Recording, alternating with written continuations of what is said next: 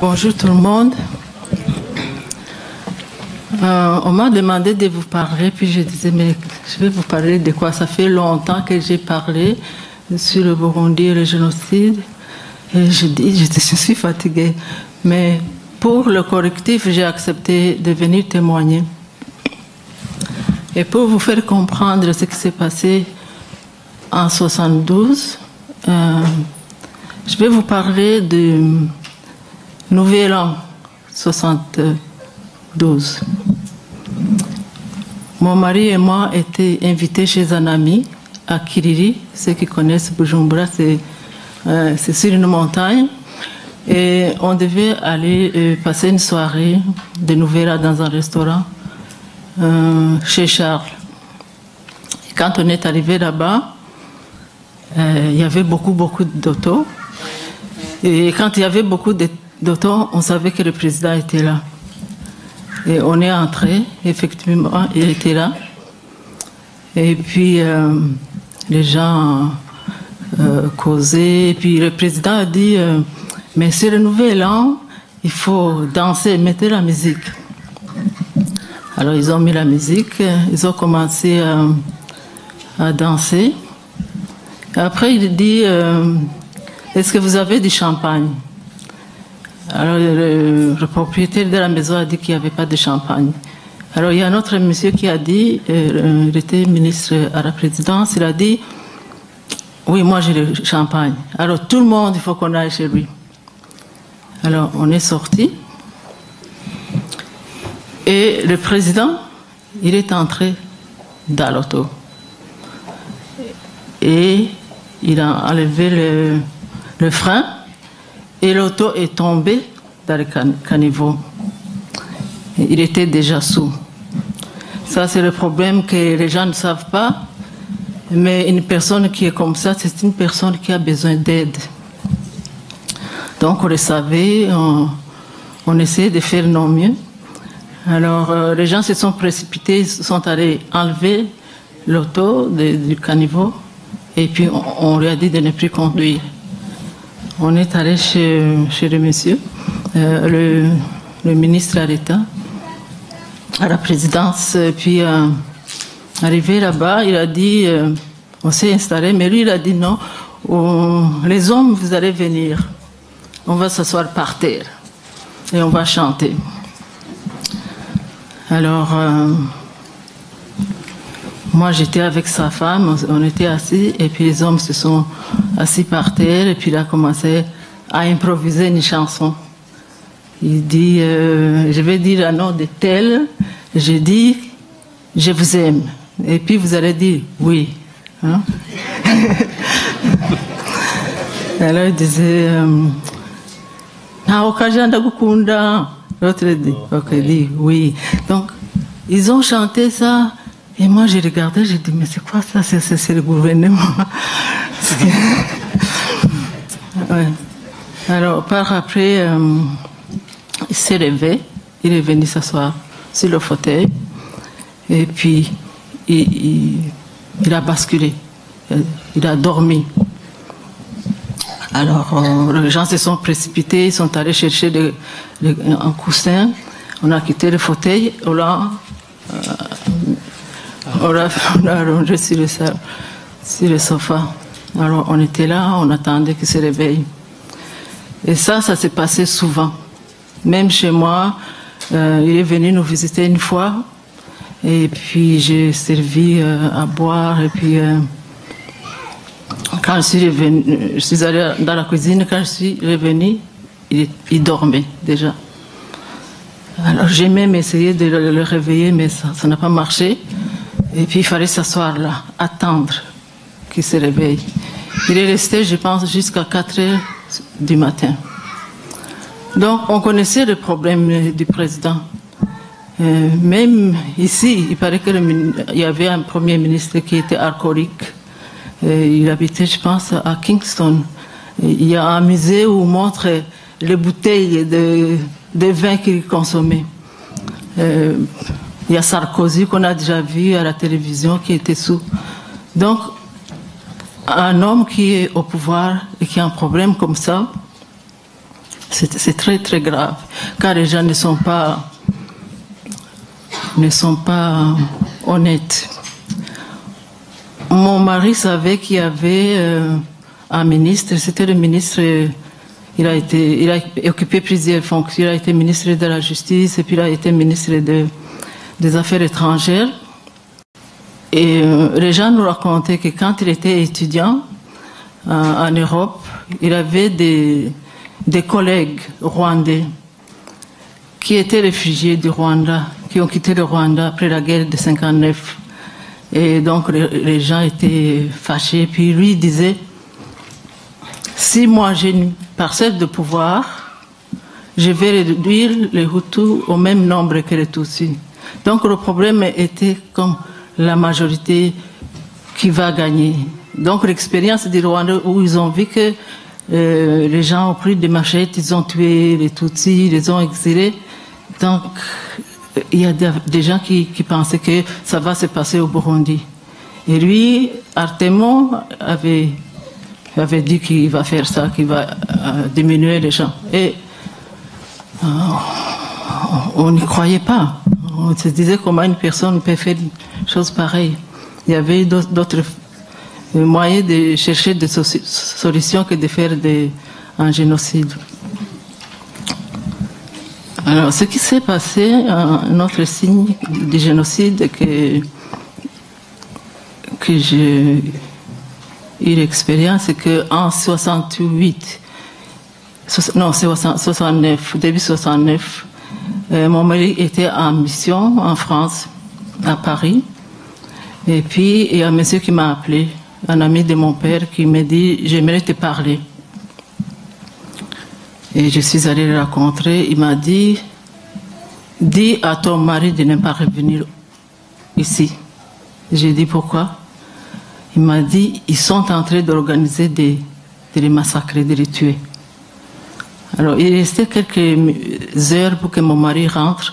Je ne savais pas où il était, je ne savais pas à quel hôtel il était en France, à Paris. Et je me disais, si j'appelle les affaires étrangères, ils vont écouter le téléphone. Alors, c'était trop tard, il est venu. Alors, quand il est venu, je lui ai dit ce qu'on m'a rapporté. Alors, il a écouté, puis il ne disait rien, puis après, j'ai dit, mais si vous savez qu'on veut vous tuer, qu'est-ce que vous faites pour vous protéger? Il a dit, c'est très difficile de se protéger. Si vous le dites aux gens, donc vous vous mettez en groupe, vous dites, bon, on va organiser pour se protéger, il va y avoir une personne qui va vendre ça. Et beaucoup de gens sont comme ça, ils veulent avoir de l'argent, donc ils vont vendre les choses. Donc il a dit, on préfère rester tranquille et essayer d'aider le président. Alors, après quelques mois, ils ont arrêté plusieurs personnes. Et le père de François aussi, on l'a arrêté. Et mon mari n'a pas été arrêté. Après, il a écrit une lettre au président, quand il y en a qui ont été condamnés à mort. Et ils ont fait un procès public. Ils disaient, mais tout ce monde n'avait pas la même responsabilité. Pourquoi on les a exécutés? Donc, ils suivaient ça. Et après quelques temps, mon mari a été démis du gouvernement. Il a été retourné à l'armée. Et pendant qu'il travaillait à l'armée, il y a quelqu'un qui lui a dit, mais ce que vous faites est très dangereux. Et mon mari lui a dit, qu'est-ce que j'ai fait? Il a dit, il y a un ex-militaire Hutu qui va chercher les Hutus en leur disant que tu es en train de les recruter pour venger les gens qui ont été exécutés en 69. Et mon mari a dit, moi je ne connais pas cet individu. Alors il a décidé de demander rendez-vous au président et à son chef, le chef de l'armée. Ils sont venus chez nous à midi. J'étais là, j'ai tout écouté. Et puis il a expliqué cette situation. Il a dit il faut faire attention parce qu'il y a des gens qui sont utilisés pour créer les doutes ou bien les gens sont manipulés, on va leur dire qu'on se prépare quelque chose, c'était comme une simulation. Mais après, donc, quand on les arrête, on les torture, ils vont dire ce qu'ils ont appris. Donc, mon mari a pensé qu'ils ont fait une enquête sur ça. Alors, par après, j'avais eu un enfant au mois de mars 72, un bébé. Et puis je suis rentrée à la maison et puis c'était 2 semaines avant le 29 avril, le commencement du génocide. Et j'ai vu des lettres à la maison, 3 lettres. Une lettre écrite par des évêques, tous les évêques du Burundi, et une lettre écrite par l'aumônier de la prison et la réponse du président. Donc, la lettre des évêques disait que il y a le groupe, donc le gouvernement qui était sur place, donc, où Artemos Imbanani, c'était comme l'homme fort de ce gouvernement, et tout le monde s'inquiétait. Et il disait que donc les gens sont malmenés, puis il demandait au président d'agir. Et la lettre du aumônier de la prison disait comment les prisonniers sont maltraités. Alors la lettre qui m'a inquiétée, c'était la lettre du président, où il disait aux évêques que la politique ne les concernait pas. Alors c'est là que je me suis dit, il y a quelque chose qui arrive et il faut qu'on quitte ce pays, on s'en va. Donc quand il est arrivé que je lui ai dit que j'ai peur, il a dit que le président l'avait approché et lui avait donné ses lettres pour qu'il puisse écrire un communiqué à la radio, parce que mon mari écrivait bien et puis il faisait beaucoup des éditoriaux. C'est lui-même des fois qui écrivait les discours du président. Donc le président lui a dit, j'ai besoin de toi, donc vous calmez la population et je vais changer le gouvernement. Donc c'est comme ça qu'il les a eus. 2 semaines après, le président a fait tomber tout le gouvernement. D'habitude, il faisait un remaniement, mais cette fois-ci, c'est tout le gouvernement qui était tombé. C'était à midi, le 29 avril. Alors, on a continué à faire nos affaires. Et puis, l'après-midi, je suis allée voir une voisine. Elle venait de se marier. Et puis, pendant que j'étais là, son mari est venu. Il a dit, il y a des gens qui sont en ville avec des machettes. Et puis, qui dit qu'ils ne veulent pas le gouvernement de Michombero. Et il ne voulait pas Simbanani. Donc, c'était flou. Après quelques temps, mon mari est rentré. Et quand il est rentré, je lui ai dit, mais est-ce que vous avez vu les gens qui ont fait la manifestation, qui ont des machettes? Il a dit non, je ne les ai pas vus. Alors, vers 7 heures, on a commencé à souper et c'est là qu'on a entendu des coups de fusil. Alors les gens ont commencé à nous appeler, nous demander qu'est-ce qui se passe, et lui disait ne sait pas. Et puis vers 11 heures, il y avait un monsieur métis qui avait une boîte de nuit. Il nous a appelés, il a dit que les militaires sont venus à dire aux gens de quitter qu'il y a un couvre-feu. Et pendant qu'on a entendu les coups de feu, la radio a arrêté. Alors, vers 3 heures du matin, c'est là que le chef de l'armée a appelé mon mari. Il lui a dit que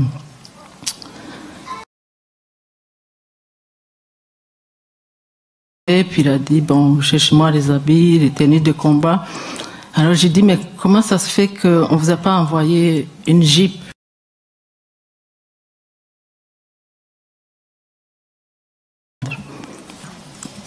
Alors j'ai dit, bon, appelle les autres officiers pour voir ce qui se passe, si vous pouvez partir ensemble. Alors il a appelé un de ses collègues qui ont fait l'école ensemble. Ils étaient à Boutari ensemble à l'école secondaire, Astrida. Et ils étaient à l'école militaire en France. Et puis le monsieur, on m'a appelé. Et puis ils se sont entendus qu'ils se rencontrent tout près de l'Athénée Royal. Et il est parti. Alors quand il est parti, moi j'étais inquiète, mais il m'a appelé.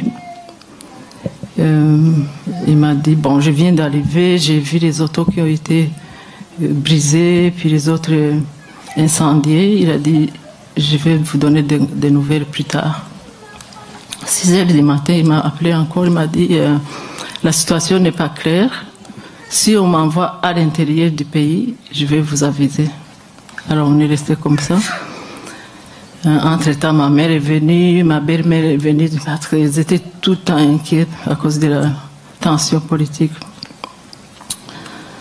Alors, vers 2 heures du matin, non, de l'après-midi, quand j'ai vu que mon mari ne m'appelait pas, j'ai appelé chez son collègue et c'est lui qui a répondu au téléphone. J'ai dit, comment ça se fait que vous n'êtes pas parti alors qu'on a convoqué tous les officiers? Et puis il a dit, mais moi, mes enfants sont malades et ma femme n'est pas là, je dois m'occuper de mes enfants.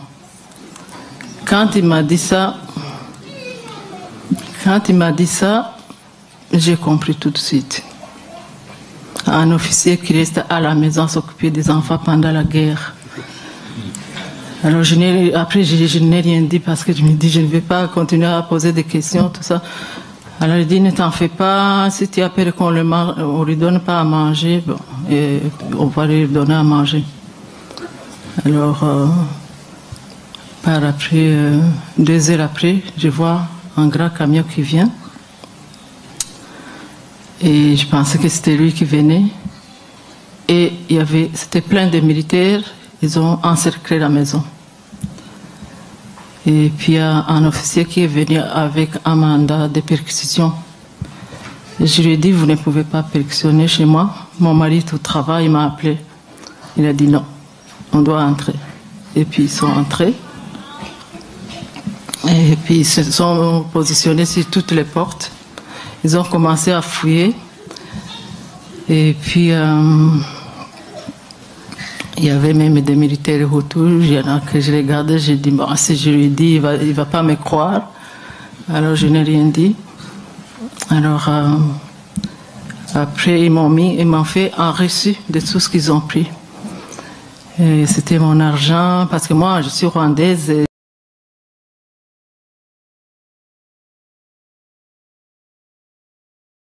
on peut fuir et puis ne pas avoir de problème d'argent. Donc ils ont pris son agenda, ils ont pris des cassettes.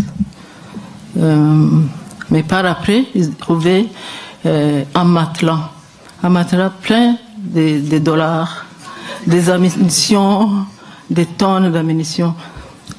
Les ammunitions qu'ils avaient, il y avait une boîte où il y avait des balles. Et l'officier m'a demandé d'où sortent ces balles. J'ai dit, mais vous êtes officier, vous savez que vous les avez chez vous. Tous les jeudis, vous allez aux exercices de tir.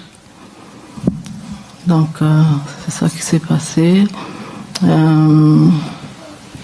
Avant de partir, qu'est-ce qu'ils ont fait? Ils ont arraché le téléphone pour que je ne sois pas en contact avec les autres. Le matin, je suis allée voir un voisin. Je lui ai demandé le téléphone parce que je voulais parler au chef de l'armée. C'était sa femme, une voisine. Elle a dit, je vais consulter mon mari. Et puis elle est revenue, elle a dit, non, je ne peux pas te donner le téléphone. Il m'a répondu.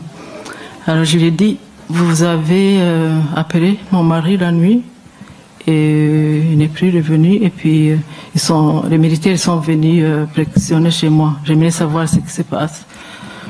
Il a dit, moi ça ne me regarde pas.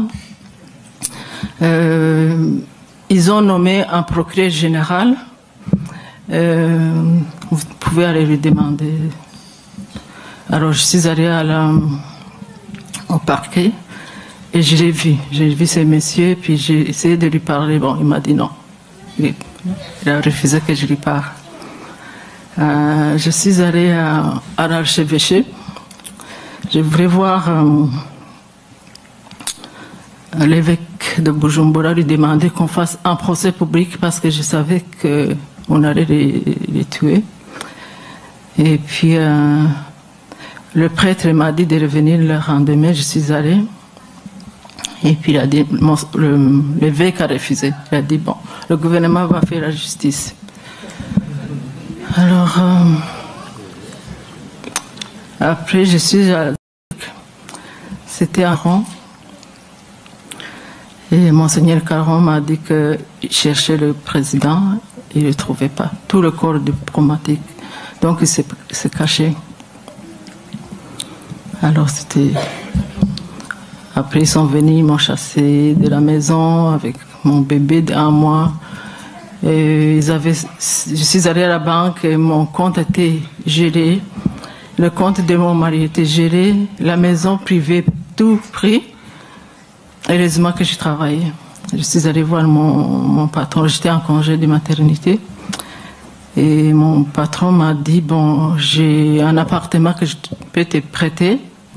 Et il y avait un pasteur américain qui habitait dans cet appartement, qui était en vacances.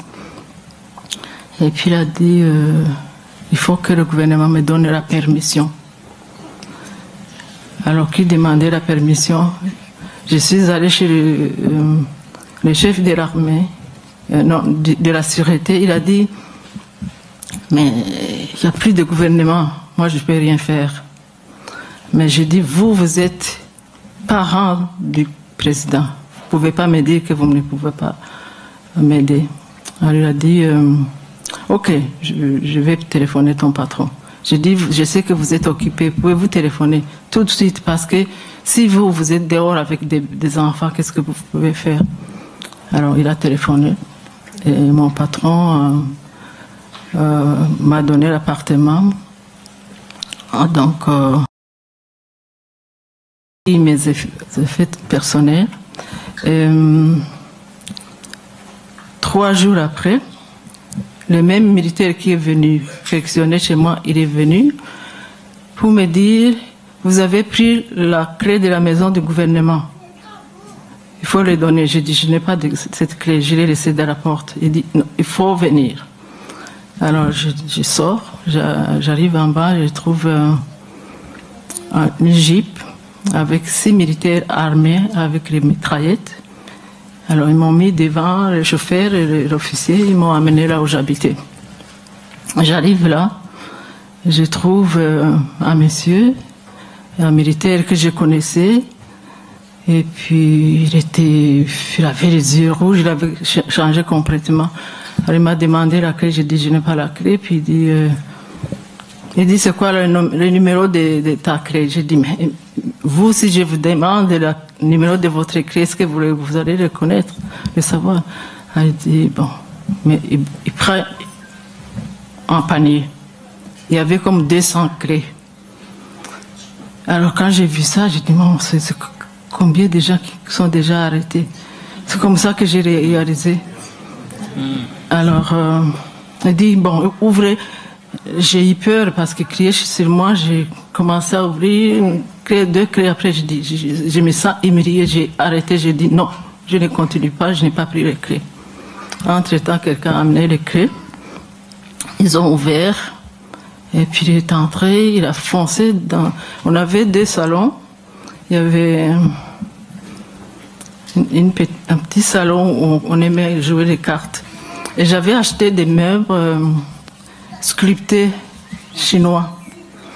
Alors il entre, il dit, où est la table qui était ici? J'ai dit non, ce que vous ne voyez pas ici, c'est à moi.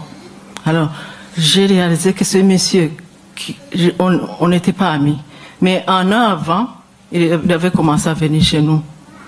Alors il avait déjà repéré les choses qu'il allait prendre de la maison.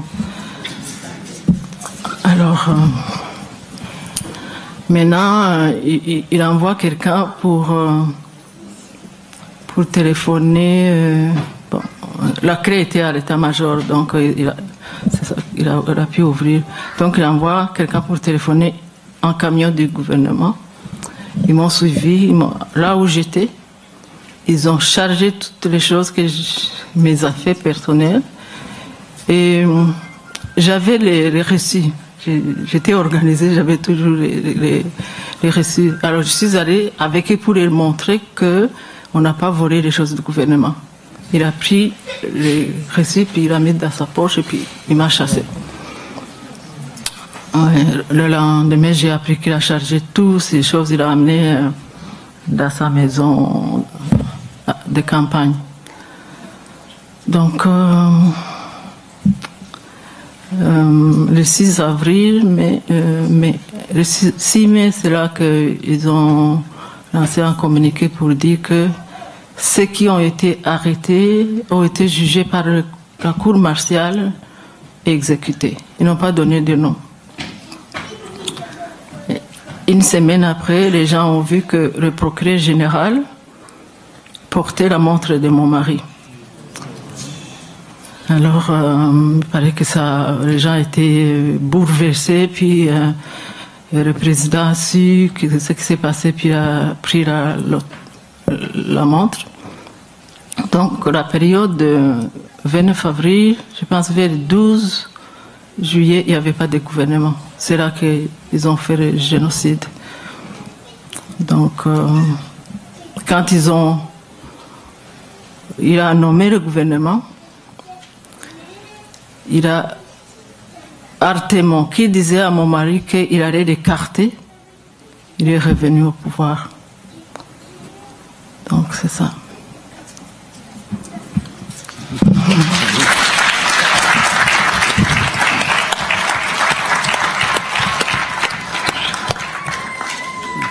Bon,